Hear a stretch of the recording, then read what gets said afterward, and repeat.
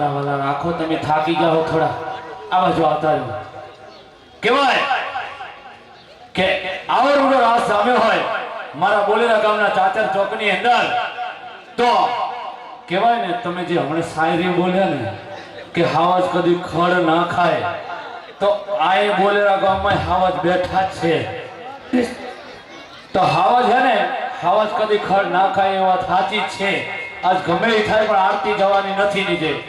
રામદેવની આરતીની અંદર રામદેવના ભાઈ ભક્ત તરફથી ખાસ શેઠાણીની ફરમાઈશમાં મારા લાલજીભાઈ કે ભૂમિભા તરફથી રામદેવની આરતીની અંદર એમના મિત્ર મંડળ તરફથી રામદેવની આરતીની અંદર 10,000 ને 1 રૂપિયા